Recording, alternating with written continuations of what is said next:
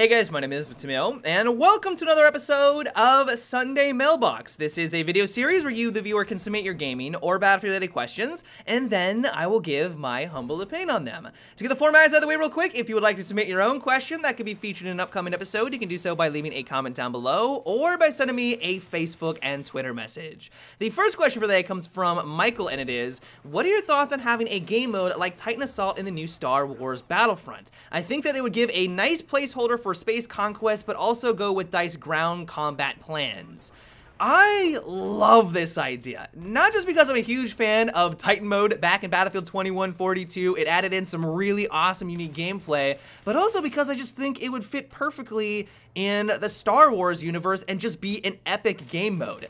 If you have no idea what I'm talking about, you've never heard of Titan mode, the way it worked back in Battlefield 2142 is that you started the round trying to capture missile silos. As soon as you captured a missile silo, it would immediately start to bombard the enemy's Titan that was flying up in the sky. It was this massive ship. Now, the point of the objective is to, of course, take out the Titan. Like, that's your main objective, and you can go about it a couple of ways. The most obvious one is, of course, just to hold on to missile silos for the entire round and slowly whittle it down that way. Pretty much it just turns into a game of conquest. But at one point, once you do enough damage to the Titan, its shields will drop, and then that will allow you to take things into close encounter combat. This is where the game mode, in my eyes, gets amazing. As soon as the enemy Titan shields drop, you have then the option to go on in as an infantry player and infiltrate it and take out the core of the Titan. Pretty much the game mode starts off as all-out epic warfare where everyone's in vehicles and playing as an infantry down on the ground trying to capture these missile silos, and it can last like that the entire round if you so desire, if you want to slowly whittle down the enemy's Titan that way. But you can also go on in and quickly end the round, maybe as a sneaky infantry player, go on in, activate the core or blow up the core, and get the victory that way. It was this really interesting tug of war of making the decision, do we want to hold on to the missile silos? Do we want to go in and try and race the enemy and blow up the enemy Titan? Or do we want to play defense and really make sure that they're not able to blow up our Titan? It was flat out fantastic. And so it's for that very reason, if they were able to make it work in Star Wars Battlefronts, I would be 100% sold on that game mode. I loved it back in Battlefield 2142. I even loved it in Battlefield 4, where with their carrier assault. It had its problems. I don't think it was as epic as the previous version, but it was still amazing. And if they were able to infuse that gameplay into Battlefront, I would be one happy camper. The only issue that I can see with this is that they have reduced the player count from the standard 64 players that we're accustomed to in the Battlefield franchise, and they've dropped it down to 40. The reason why this might be an issue is that as soon as you take down the shields of not only your Titan, but the enemy's Titan, people are going to be scattered between those three different objectives. You're going to have people defending and attacking on your Titan, you're going to have people down below trying to take the missile silos, you're going to have people in the enemy's Titan doing the same exact thing that you're doing in yours, and that's going to scatter the player base, and it's not going to feel as epic as it was in the previous Battlefield games. And so it's for that very reason that while I still think that they could make it work if they designed the maps around it appropriately, they were able to condense the gameplay and make it still fast-paced, I still think it could be a lot of fun, but that would be one problem that they would have to work around. And then finally, they may not even want to do it, and a lot of you guys may not even want them to do this, because it's a Battlefield game mode. They may not even want to add anything that's related to the Battlefield franchise, because they want to make that distinction between them.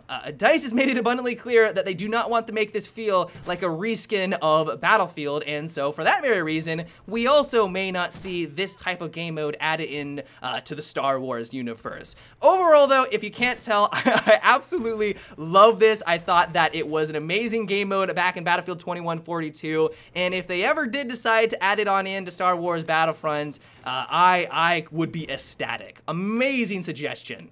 The next question comes from Mitchell, and it is, I've noticed that the FLIR or night vision scope with the smoke grenade is being used more and more for cheap, easy kills. What are your thoughts on adding the scope glint like to these scopes and giving more rock, paper, scissors mentality back to the infantry-focused game modes?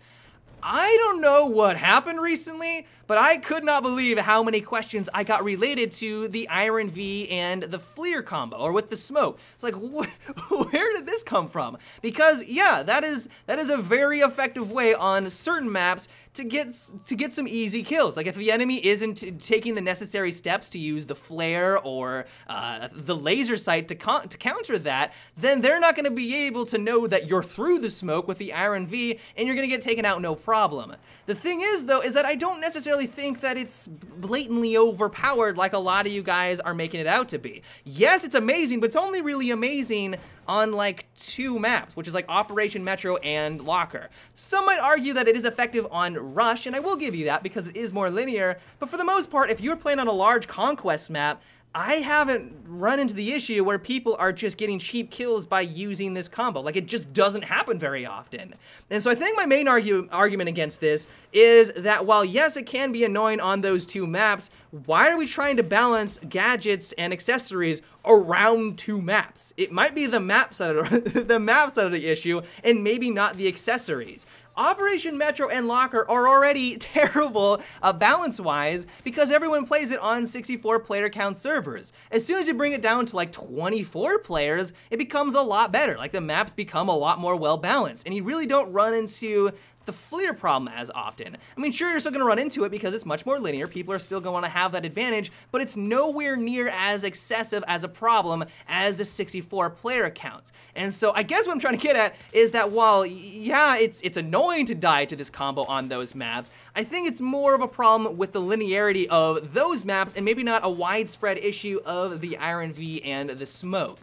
The one thing I will give to you is that the Iron V and the Fleer may be a little bit too good at acquiring targets at a distance. If you're playing on Paracel Storm or something where there's a lot of foliage, there's a lot of times where it's very advantageous to just whip out the Fleer scope because you'll have no problem seeing that sniper who thinks that he's covered, he thinks that he's hidden in the brush, but he's not because he's now sticking out like a sore thumb because you have the Fleer scope on and you're able to snipe him a good 50 to 60 meters away. I will give you that. That seems to be a little bit too good.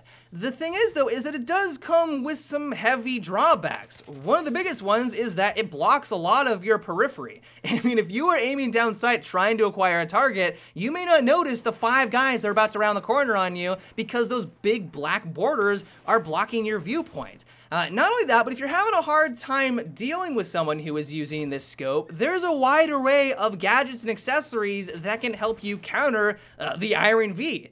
You can use the flashlight to blind them. There is the laser sight that does a number on the Iron V. You can use flashbangs. You can use the flares. I will admit that the flares could use an upgrade in their blinding effect against the Iron V. I feel like it could be a little bit better at blinding them. There are times when I am playing on Metro, and I will agree with you on this. I will be tossing flares all over the place, and I'll still get sniped by someone who was using the Iron V, and those moments are a head scratcher. But even still, I think it's more of a problem of the map and not necessarily the combo itself. And so in my opinion, and really this is just my 2 cents, like you guys might completely disagree with me, I just think that they maybe need to slightly reduce the effectiveness of these scopes at acquiring targets at a distance. Maybe make it so that they don't pop out like a sore thumb every single time that you aim down sight, or especially those long range targets, but also maybe increase the effectiveness of the flares and maybe some of the other accessories to make that blinding effect a little bit more prevalent. But really, other than those 2 maps, I don't have an issue with this on every other game mode. It could just be me. Maybe I'm the odd one out here and you guys have a different story to tell. But for the most part, other than maybe a couple of small tweaks here and there, I don't find them to be game breaking. Sure, on Metro and Locker, they can be frustrating, but you also can just counter it yourself by running the Iron V combo as well. So yeah, that's just my 2 cents. The next question comes from Owen, and it is, do you think that the IEDs in a few of the Battlefield 4 maps should have a highlight on the ground when near one of the triggers? It would give them a little bit of a buff as they're practically useless anyways. Owen, this is one of the best suggestions that I've had in Sunday Mailbox in a very long time. This is an amazing idea. I have played on Gold Mine Railways for hundreds of rounds. I still have no idea where half of the IEDs are located, especially where they are in relation to the little boxes that you activate them.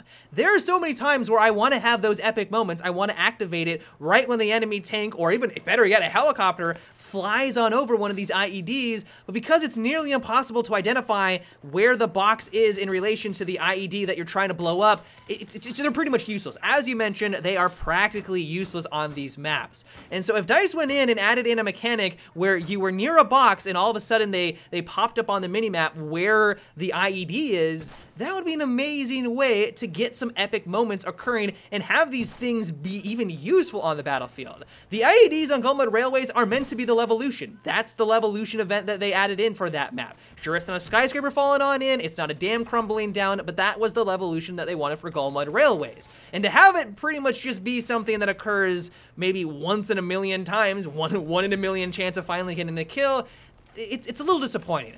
And so personally, I think this is a marvelous idea. People would actually have to learn where the IEDs are located on the map because they could be triggered by players. It would actually make them finally viable and a useful way at taking out tanks if you're lucky enough. And just in general, I think that this is a really cool idea. Awesome suggestion, Owen. But yeah, guys, that's about it for today's Sunday Mailbox. I hope you enjoyed. As always, if you would like to submit your own question that could be featured in an upcoming episode, you can do so by leaving a comment down below or by sending me a Facebook and Twitter message. But until tomorrow, guys, have a good one and take it easy.